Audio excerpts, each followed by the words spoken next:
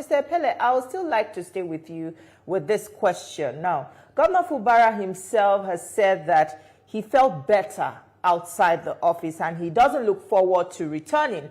And yesterday we saw that despite the huge crowd waiting to receive him at the government house, you know, all the celebration and all of that, he failed to show up. What message does that absence send at this very decisive moment?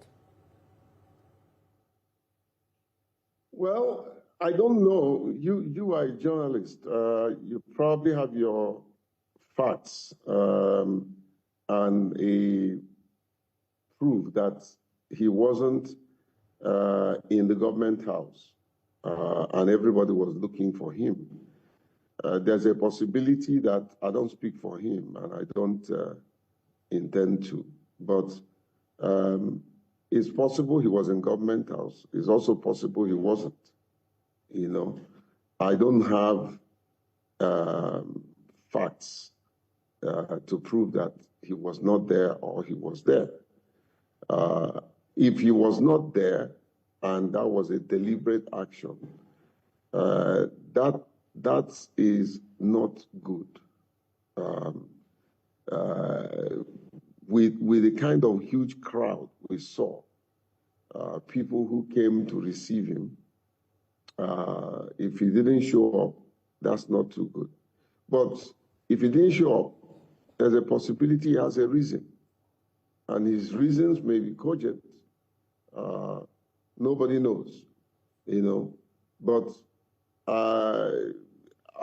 maybe after this interview, I'll make some calls. I'll call some of his aides that I have access to and find out really what happened. But no one is sure. Politicians will remain politicians. No one is sure whether he showed up and decided to be very quiet about his showing up, which is his usual character. It's possible he's in the government house and everybody was looking for him and waiting for him. It's also possible he didn't show up. But I saw a picture. I saw a picture today online with him standing with his deputy. Mr. Pele, thank you for your thoughts on that. Barrister Chetam, let me come to you with these. Now, while the emergency rule started, I still want to stay on this probe. The Senate set up an 18-man committee chaired by the Senate leader, Opeyemi Bamidele, to oversight the implementation of the emergency rule.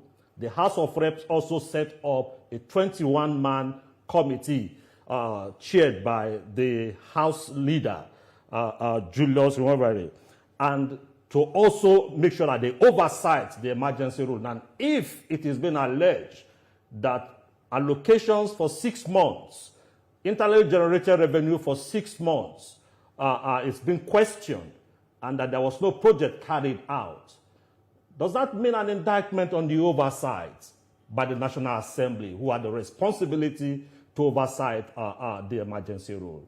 Barrister Chetam. I agree with you completely. I think it's an indictment, and because one thing you must realize, the president declared a state of emergency, appointed a sole administrator. The National Assembly joined the president to confirm the state of emergency, and the state of emergency held for the last 6 months. So it would be out of place for people who brought the state of emergency into Rivers State to now probe themselves again in that light. Then you ask yourself, what are the caliber of persons you have at the National Assembly today? You have men who actually have questionable character leading us at the National Assembly, who cannot actually do review, who are only after their pockets. These are the kind of persons you have at the National Assembly. So we had a committee that was supposed to do an oversight. You ask yourself, how many oversight did they do? How many times did they actually check what was happening in Rivers and what this man was exactly doing? It would tell you that these guys were not just interested in what was happening in Rivers State. They were only interested in the resources of Rivers State. See, I have worked at the National Assembly. I know how the National Assembly functions. And I can tell you for free that these people did not do one oversight. These people did not do one oversight. And every meeting you see they call, invite the sole administrator to come and explain it, come and explain that. It's just jamboree. complete jamboree and a means for them to also collect their own share of the national cake. It is a normal thing they do. It is exactly the normal thing they do. That's why this man went on a frolic of his own and did all the things he did without anybody calling him to order to say this action you did was wrong. You have to revert. All right, how many issues did the National Assembly treat that had to do with the River State, apart from passing of the budget? Chetam, How many of the issues the man carried out that they actually looked into, even when we sent out petitions? So it tells you a lot that these petitions were not attended to. Mr. They left Chetam. it, they didn't address it, they didn't even call us to come Mr. and actually defend our petition till today. All right.